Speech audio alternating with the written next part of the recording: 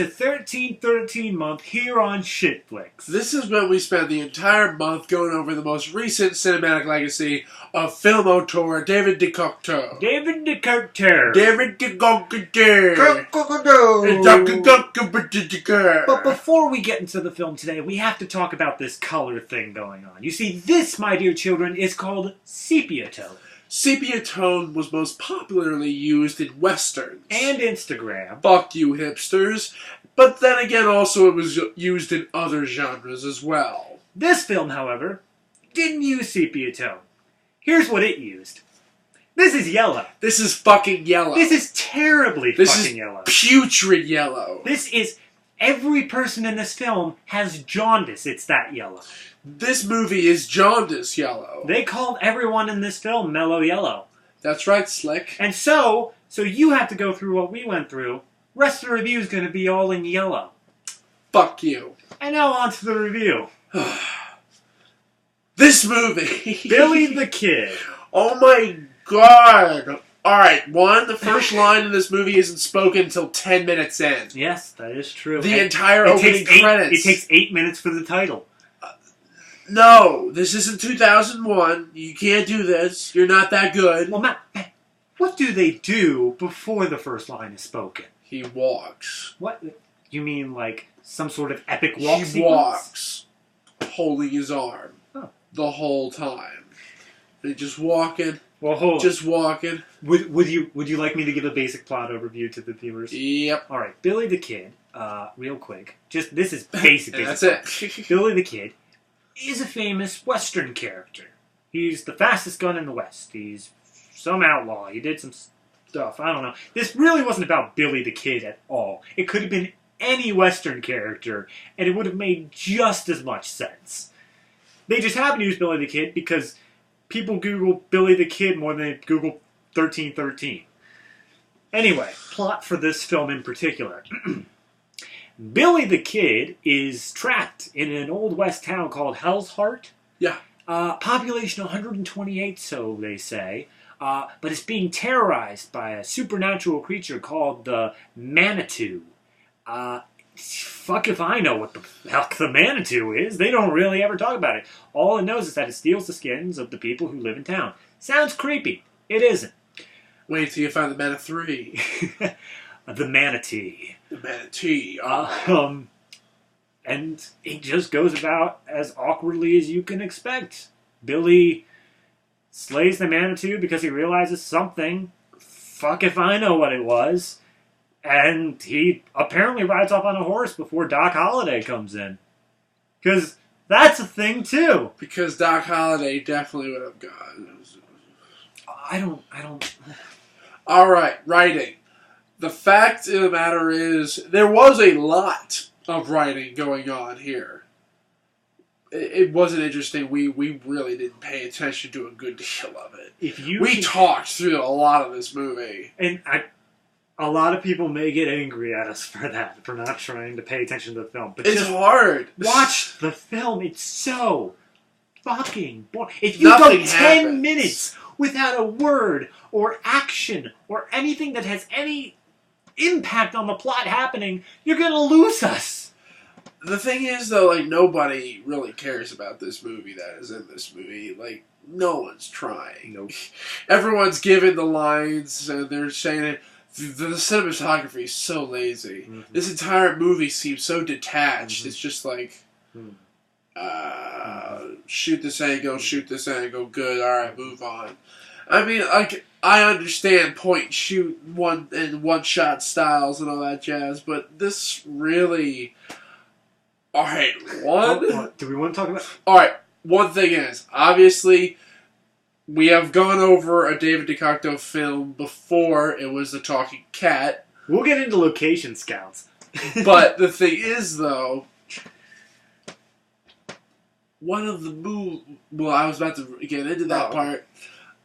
Just for an instance here, this is supposed to be a Western. This is Billy the Kid. This is 18 whatever. Whenever... They said it in the beginning, but God knows... We weren't paying attention. They had, like, just a paragraph pop up saying, Billy the Kid was in New Mexico, and then some stuff happened and things and stuff, and he's still walking. They had a paragraph pop up, but It said it's No, 18 something. They lifted it from Wikipedia, probably. Now, the standard light bulb was invented at the end of the 19th century, 1890 something. Ceiling fans. They took place in just some guy's house. There was ceiling fans, there was ventilation systems, there were light switches. This movie was shot in one of the locations you see in a talking cat. That's the whole thing. It's the secondary house. There's going to be the main house, and trust me, we're going to get to the main house. Well, fine. Well, a lot of shit's going to be going on down in that house. Mm-hmm. But this was the secondary house, which is probably also owned by David Duker.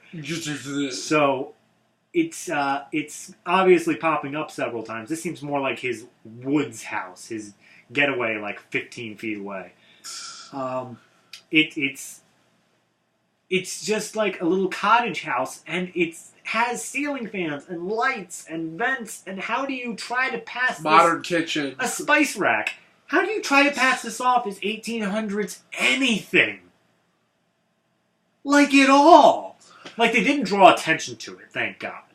They weren't just like, oh hey. I get low-budget jacked? movies. I mean, I get low-budget movies, and I get using your house when you have no other way of doing it. But the thing at the same time, if you're going to be doing a period piece, and I know you could say that we're nitpicking here, but at the same time, there is a certain standard that we hold movies to here. I mean, like, my standard has become a lot more fluctuating as of late, so I've become a lot more forgiving over things. If you don't make us physically ill, you're doing okay. I just recently reviewed a film where I gave it 4 out of 5 stars, even though the good parts of the movie are really, really good, and the bad parts are really, really bad. You take a movie as a sum of its parts. The sum of the parts of this movie is just that it's fucking lazy. I mean, none of these people like were trying to make a legitimate B or even C production here. And I get that it's shot. This must have been shot like within a weekend. Oh yeah, especially with how many clips they reused. But we'll get to that in a minute. So many reuse shots. One thing I do want to say, you said worst of the room. You said that you like. I forget the exact wording you used, but basically what made me think of it is that you said we were nitpicking. That's what it was. We were nitpicking about it being that house. But if something is taking you out of the experience, it's actually like poking your sense of disbelief and saying, hey! Oh yeah, it's also supposed to be a town, and we only see the inside of this one house. There's one point where a blacksmith supposedly a general store and also a boarding house, even though it's just a kitchen and a bedroom. There's one point where a blacksmith character is running away from the Manitou. I keep on wanting to say manatee.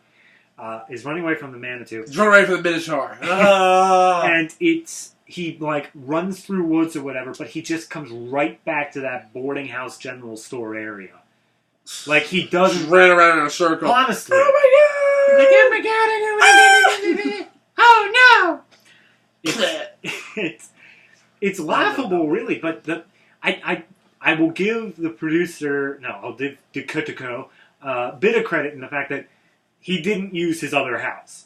His other house, if you've seen Talking Cat, is very modern. Doesn't look anything. Very modern. Nothing rustic is going on there. If you were to put Billy the Kid in that house, on that property, there would be no way I would believe it. Swimming pool. I would it's a lake. Never believe it. It's totally a lake. Yep. See that? That filter there? That's the lake filter. The acting's lazy. The shooting's lazy. Let's talk about the acting. Like specifically, I don't think I didn't do any research on these actors before doing this episode. Usually, we at least glance at it. Yeah, but we weren't interested. It doesn't matter. I mean, until we're possibly gonna. I guarantee we're probably going to see at least a couple of these actors in some of the films we're going to come across. And we'll bring them up at that point if we see them. Yeah, but other than that, like these actors have absolutely nothing. There was one point that we loved. It may have been writing, it may have been acting. I'm not entirely sure which. And that's not a good sign. But when the Billy the Kid character is talking to the town drunk named Buck, there's a moment where he's like, what's going on here? And then Buck just kind of like stands there for a second. He's like, Never mind. It's like, really? That I think he legitimately forgot his line. did you just not want to cut that bit out there? And then they just, alright, never mind. Okay, it wasn't important anyway. A little bit of character development, but, fuck characterization, and, let's go on. Billy the Kid! Oh, Supernatural, Chupacabra. That was the other thing we had an issue with. On acting, let's just finish that up real quick. No particular actor stood out for particularly bad acting. None of them stood out for good acting. They were all just... They were all... blah. I would say they're all gray, but they're all yellow. Every one of them. They're not even gray because they're not even like a contest between good and bad acting. They're just a contest between mediocre and bad acting. Yeah. There was one point... they're still bad, but it's just... It's whether or not it's bad because they don't care or bad because they're just bad. There's the female actor. There's only one female actor in this actress in this whole film, and there's at one point where the Manitou has the girl trapped, like tied to a tree, and I made the comment, "Well, were there no railroad tracks available?" But she's tied to a tree, and Billy the Kid's coming up to save her, I guess, and he says, "No, Billy, it's a trap." Guys pop out right next to him. Yeah. Guy pops up behind a tree. Hey! He doesn't have a solitary line in the entire movie. He doesn't, but I don't care. I mean... That's basically how I can sum up my feelings. I don't care. And, like, all the times where there should have been action sequences, they were just monologuing. Mm-hmm. And it's the same shit over and over again. They repeated full scenes. They did. There was a dream sequence where they repeated twice. And there was actually a couple dream sequences that they repeated a couple times. It wasn't all yellow. The dream sequences were shot in blue. Very, very blue. You ever seen my movie, The Children of Dead Roses? That blue. Plug. No plugs. But yeah, it's just, I feel like the guy, he's probably like discovering something new with every movie, sort of thing. And this one he discovered color. Healthy. He discovered like color correction in this He had just watched Dario Argento. He was like, I'm going to do so much with color right now. Yellow. Blue. All of it yellow. Yeah, look at all that color and shit. It's all one color. Look at all of it. Look at it. The thing that I find interesting is most editing softwares, you can apply a sepia tone like that. Yeah. But you actually have to take a little bit of effort to throw in entirely yellow. You have to like go into the color and purposely drop all the reds and blues. Yeah. Or if it's an RGB setup, I don't know what combination you need to have the yellows. It depends. But point being, he had to go through and make that conscious choice to make everything yellow. Why?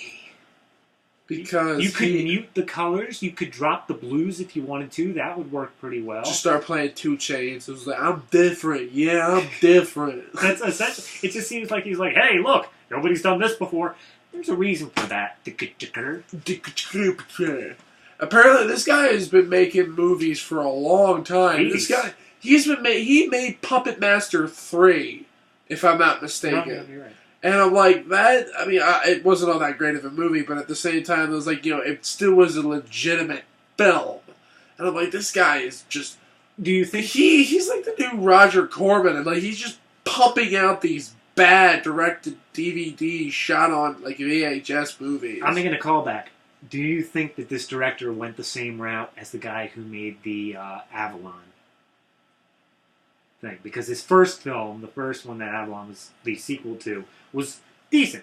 It was a nice little fantasy film. But then Avalon came out and it's like, oh, God! It's even worse than that, though. Yeah. I mean, like, it's so bad in comparison to anything else. Mm-hmm. There's not much else I've got. Okay, we got to do bullet points here. Writing. We actually mentioned... We just went over that. No, we mentioned writing in the beginning. And it's just the fact of the matter is that there was a lot of saying, not doing. Like, yeah. Lots of monologues, lots of exposition that I didn't really pay that much attention to. All these bits and whatnot. I felt like a Scooby-Doo episode that didn't get edited down. That is actually a pretty good thing. That was one thing. The big reveal at the end. And no shenanigans. I I have no idea what the big reveal at the end was. The whole thing was you had the girl. It was that the girl was the one who was the source of all evil. Yeah, but why?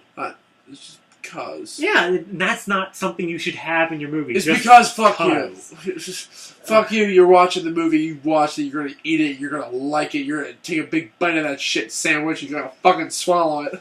When we looked through the 1313 films we're doing for this month, we noticed that all of them, most all of them, had a very supernatural thing to them. In some way or another. We didn't think Billy the Kid had it. It does. It does. Because God knows you can't just have a Western film. It's too easy. A Western film that, in a Western, there's so much footage of fucking Arizona. Oh my God. No, it was New Mexico. Or whatever the fuck it is. It was a desert. It was a desert with plateaus and shit. Shit. I'm so eloquent and whatnot. It's a desert and shit, man. But I'm trying to think of anything else to talk to this movie because this is far too short a review at the moment. no, short, sweet, to the point. We'll find more to bitch about later on. Yeah, as we continue through 13, it's probably gonna get longer. We're gonna deteriorate. And then finally at the very end and whatnot, when we get to like the worst movies, it's just gonna be screaming at the.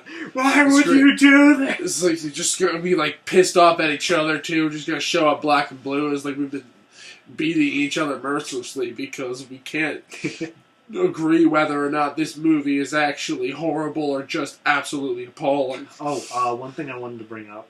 What was? Oh, the score. The musical. Oh, you mean all of the background noise? Yeah, they never shut up. This is the same problem that wasn't with a talking cat, too. And I've said it before, I've said it again. Kids shows, Fairly Odd Parents especially, mute the talking and you will still never hear a quiet moment. That is this film. The score just does not rest. But it's not custom score like in the Fairly Odd Parents and stuff like that. This stuff was all bought beforehand. So somebody... What was it, like big score music? Yeah, someone took the time to piece together all these tracks throughout the entirety of this film. Oh my God. Matt, hold on. I want to try something real quick, okay?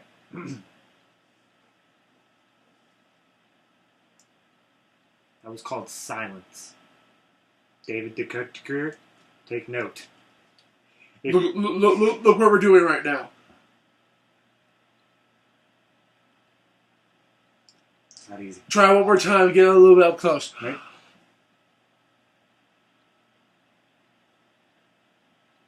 Brilliant, isn't it? This is scintillating to people who just watch our things in the background. So yeah, start cutting out. I was like, fuck, faggot. This is just overall, the score could have used some work. Or could have used any form of continuity whatsoever, and timing and placement. It's called arrangement for a reason. You don't just put it back to back. Yeah. You arrange it. That was the one thing with the score.